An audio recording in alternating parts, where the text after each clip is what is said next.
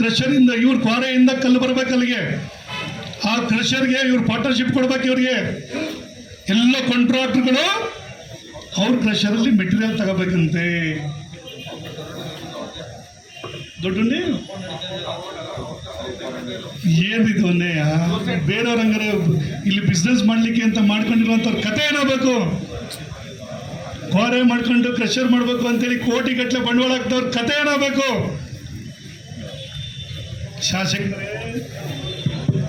ಶಾಸಕರೇ ಯಾಕೋ ಅತಿ ಆಯ್ತು ನಿಮ್ದು, ಯಾಕೋ ಅತಿ ಆಯ್ತು ಇದು. ಈ ಆಡಗಂಡಿಗೆ ಏನೋ ಕೊಟ್ಬಿಟ್ರೆ ಏನೋ ಆಯ್ತದೆ ಅಂತಲ್ಲ,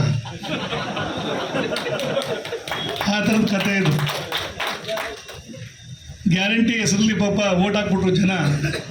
ಏನು ಮಾಡ್ತೀರಿ? ನಿಮಗೆ ಈ ಥರದ್ದೆಲ್ಲ ಮಾಡ್ಲಿಕ್ಕೆ ಕೊಟ್ಬಿಟ್ರು. ನೀವು ಮಾಡಿದ್ದೇ ಸರಿ ಅನ್ನೋ ಥರದಲ್ಲಿ ಹೊಟ್ಬಿಟ್ರೆ ನೀವು ಯಾರು ಹೇಳೋರಿಲ್ಲ ಕೇಳೋರಿಲ್ಲ ಅಂತ ಅನ್ಕೊಬಿಟ್ಟಿದ್ರ ನೀವು. ಹೇಳೋಕ್ಕೆ ಕೇಳೋಕ್ಕೆ ಎಲ್ಲ ಇದ್ದೀವಿ ಈ ತಾಲೂಕಲ್ಲಿ. ಹೇಳೋರು ಕೇಳೋರು ಇದ್ದಾರೆ, ಗೊತ್ತಿರಲಿ ನಿಮಗೆ. ಅದು ನೀವು 2,000 ರೂಪಾಯಿ ಕೊಟ್ಬಿಟ್ಟ ತಕ್ಷಣ ಎಲ್ಲ ನಮ್ಮದು ಅನ್ನೋ ಥರದಲ್ಲಿ ಅನ್ಕೊಬಿಟ್ರೆ ಅಲ್ಲ ಅದು.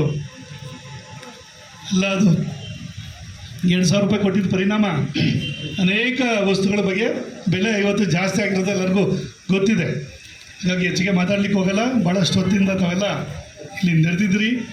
ಇವತ್ತು ಸಂವಿಧಾನದ ಬಗ್ಗೆ ಅರಿವನ್ನು ಮೂಡಿಸ್ಬೇಕು ಅನ್ನೋ ಒಂದು ವಿಚಾರದಲ್ಲೂ ಇವತ್ತು ಸಂವಿಧಾನದ ಅರಿವು ಬಗ್ಗೆ ನಮ್ಮ ನವೀನ್ ಮೌರ್ಯ ಮತ್ತು ಪ್ರಕಾಶ್ ಅವರು ಸಂವಿಧಾನದ ವಿಚಾರಗಳನ್ನ ಅನೇಕ ವಿಚಾರಗಳನ್ನ ಹೇಳಿದ್ರು. ಇಲ್ಲಿ ಯಾಕೆ ಹೇಳಿದ್ರು?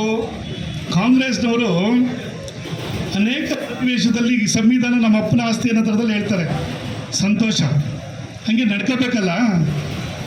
ಅಂಬೇಡ್ಕರ್ ಅವ್ರಿಗೆ ಅವಮಾನ ಮಾಡಿದಂಥದ್ದು ಯಾರು ಅನ್ನೋ ಥರದಲ್ಲಿ ಇಡೀ ಜಗತ್ತಿಗೆ ಗೊತ್ತಾಗಿದೆ. ನಿಮ್ಮ ಬಣ್ಣ ಬಯಲಾಗ್ಬಿಟ್ಟಿದೆ. ಇಷ್ಟು ದಿನ ನೀವು ಮರೆ ಮಾಚ್ಕೊಂಡು ಬಂದುಬಿಟ್ಟಿದ್ರಿ ಅದನ್ನು. ಇವತ್ತು BJP ಅವರು ನಿಮ್ಮ ಬಣ್ಣನ ಬಯಲು ಮಾಡ್ತಾ ಇದ್ದಾರೆ. ಇವಾಗ ನೀವು ಏನೆಲ್ಲ ಮಾಡ್ಕೊಬಂದ್ರಿ ಅಂಬೇಡ್ಕರ್ ಅವ್ರ ವಿಚಾರದಲ್ಲಿ. ಬಾಬಾ ಸಾಹೇಬ್ ಅಂಬೇಡ್ಕರ್ ಅವ್ರಿಗೆ ಏನೆಲ್ಲ ಮೋಸ ಮಾಡಿದ್ರಿ, ಏನೆಲ್ಲ ಅನ್ಯಾಯಗಳನ್ನ ಮಾಡಿದ್ರಿ. ಅವ್ರು ಸತ್ತಂಥ ಸಂದರ್ಭದಲ್ಲಿ ನೀವು ಯಾವ ರೀತಿ ನಡೆಸ್ಕೊಂಡ್ರಿ, ಅವ್ರ ಸೋಲಿಗೆ ಏನು ಕಾರಣ ಆದ್ರಿ ನೀವು. ಆದರೆ ನಮ್ಮ ಸರ್ಕಾರ ಬಂದ ಮೇಲೆ ಪಂಚತೀರ್ಥ ಹೆಸರಲ್ಲಿ ಗೌರವ ಕೊಟ್ಟಂಥದ್ದನ್ನು ದೇಶದ ಜನ ಗಮನಿಸಿದ್ದಾರೆ ಇವತ್ತು.